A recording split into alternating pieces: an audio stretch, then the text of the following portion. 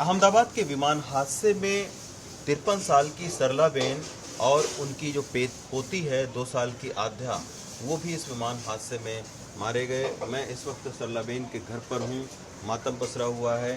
सरलाबेन की 2 बेटियाँ हैं, एक बेटा है, ये बहू है और एक बच्चा है। सबसे बड़ी बात है, थोड़ा इस परिवार के लिए थोड़ी सी राहत की बात यह है कि सरलाबेन के साथ में इनके जो रवि नाम है, इनका जो बेटा है, इनके 2 बच्चे थे सरलाबेन के पास में, एक बेटा और एक बेटी। तो ये 1:05 पर वहाँ से निकल गए थे टिफ़िन देने के लिए। सरलाबेन अंदर मेस में खाना बना रही थी और बेटा जो है वो उस हादसे के समय नीचे आ गया था, खुशकिस्मती थे। लेकिन सरलाबेन और उनकी जो पोती थी बिटिया, वो उनके साथ में थी और वो इस विमान हादसे में मारे गए। 6 दिन के बाद में पता चला कि सरलाबेन इसी विमान हादसे में मारी गई हैं। इनके बेटे हैं रवि। रवि, बहुत ही दर्दनाक ये घटना रही आपकी माँ के साथ में, आपकी बच्ची के साथ में। क्या हुआ था उस दिन? क्या आपका बेटा भी था उनके साथ? हम रोज़ की जैसे सुबह 10:30 बजे घर से निकलते, मैं, मेरी मम्मी, मेरी वाइफ, मेरी लड़की, मेरा बेटा, हम सब साथ में काम करते हैं। और रोज़ की जैसे वहाँ से हम टिफ़िन बनने का काम है, मेरी मम्मी का खाना बनाने का काम है। तो मम्मी खाना बना रहे थे उस दिन, वहाँ भी बेचने में गए थे, उधर भी लेट आए थे। तब तक तो वाइफ ने बनाया था खाना। फिर 12:30 बजे मम्मी आई और माधव आया, जो मेरा लड़का, जो अभी बच्चा गया है। तो उस टाइम पे फिर हम हमारा काम करने लगे टिफ़िन का, जो देने का वो हम टिफ़िन कर रहे थे। फिर 1:05 जैसा हुआ होगा और हम, मैं, मेरी वाइफ, मेरे पापा, मेरे जीजा जी, हम लोग वहाँ से टिफ़िन भर के फिर वहाँ से निकल गए। वहाँ से हम टिफ़िन देते देते पीजी हॉस्टल में, रेसिडेंट जो सिविल कैंपस है उसके अंदर टिफ़िन सर्विस करते हैं, वहाँ टिफ़िन दे रहे थे। फिर एक 40 जैसा वाइफ को ऐसा लगा कि बातों बातों में ऐसा जानना मिला कि आग लगी हुई है 1200 बेड में। तो फिर मैं नीचे आके फिर ऑटो लेके फिर हम वहाँ देखने गए 1200 बेड। फिर 1200 बेड आग लगी हुई थी।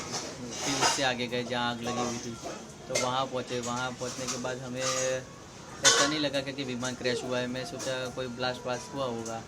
तो अभी हमें इधर वहाँ पे कितने लोग खड़े हुए थे, उन लोगों को पूछा कि भाई उधर कुछ आगे बिल्डिंग में तो कुछ ऐसा डैमेज जैसा तो नहीं है कि भाई कुछ पता नहीं चल रहा है, विमान क्रैश हुआ है ऐसा जानने मिल रहा है। तो फिर हम दूसरे रास्ते से अंदर गए। जब अंदर जाए फिर पता चला कि जो विमान क्रैश हुआ है वो मेस बिल्डिंग के ऊपर ही क्रैश हुआ है। पीछे का भाग जो फंस गया हुआ था वो, जो पानी की टंकी टूट गई थी वो मेरे मम्मी के रूम के नीचे थी। अच्छा, एक चीज़ बताइए, आपकी माँ के साथ 2 बच्चे थे आपके। हाँ। एक आध्या थी और एक माधव था। तो माधव कैसे बच गया? क्या कैसे पता लगा?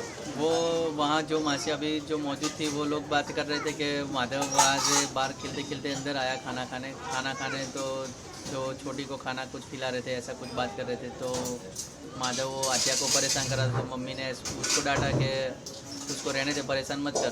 तो उसको बुरा लग गया, तो वो सीढ़ी उतर के भाग के नीचे आ गया। जैसे ही भाग के नीचे, लॉन्ड्री वाले के नीचे 4 दुकानें हैं, वहाँ पे आके जैसे वो दुकान के अंदर गया, वैसे विमान पूरा क्लैश हुआ। मतलब 5-10 सेकंड का टाइम लगा होगा, भाग के तुरंत आ गया। मतलब 10 सेकंड का, ज़्यादा भी नहीं, 5-10 सेकंड का ही फर्क है वो।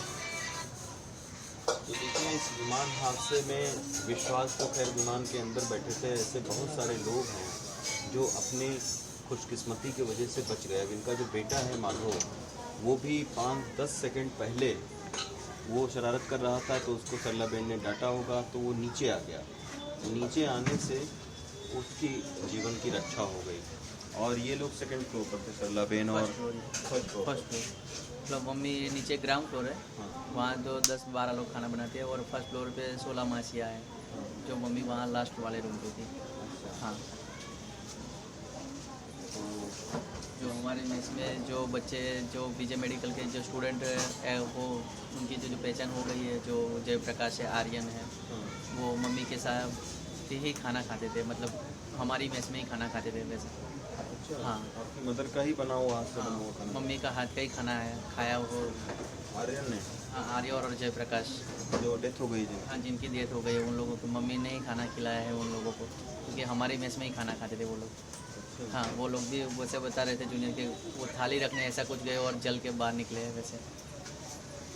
जो ब्लास्ट हुआ उसी बाहर ही पड़ती है मम्मी के उधर से, तो वहाँ से आग अंदर आ गई है। पूरा रूम में कुछ टूटा फूटा नहीं है, पर रूम में पूरा ब्लास्ट जैसा, मतलब सिलेंडर नहीं फटा है, पर पूरा विमान क्रैश हुआ होगा उसका सब उसका ईंधन जो है, जो ईंधन है वो इतना लीटर था, तो फिर बचने की तो आशंका ही नहीं है।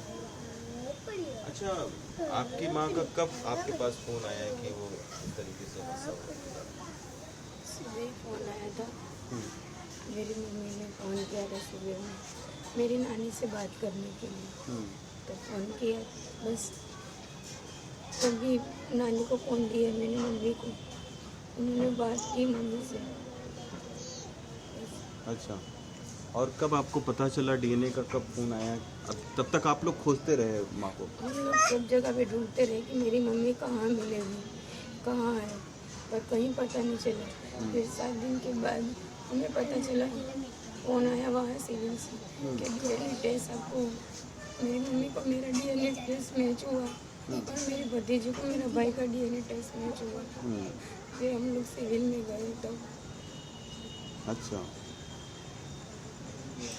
ये बहुत ही दर्दनाक हादसा हो गया। ये पूरा परिवार जो है वो हॉस्टल के मेस में खाना बनाता था, डॉक्टरों को खिलाता था, और इनके साथ में हो गया। 2 डॉक्टर भी उस वक्त सरलाबेन के साथ में थे, वो भी खाना सरलाबेन बना कर उनको खिला रही थी। उनकी भी, जैसा कि रवि बता रहे हैं, कि उनकी डेथ हो गई। लेकिन इस परिवार के ऊपर में दुख का पहाड़ टूट पड़ा। 7 दिन के बाद में डीएनए की रिपोर्ट आई, अब मिलान हो चुका है। डेड बॉडी दे दी गई है। हाँ कल ये सरलाबेन है, और ऐसे तमाम सारे अहमदाबाद के घरों में इस वक्त मातम पसरा हुआ है, क्योंकि स्थानीय लोग भी बड़ी तादाद में जो है इस दुर्घटना का शिकार हुए हैं। अहमदाबाद से पवन तिवारी के साथ रवि शुक्ला, NDTV इंडिया।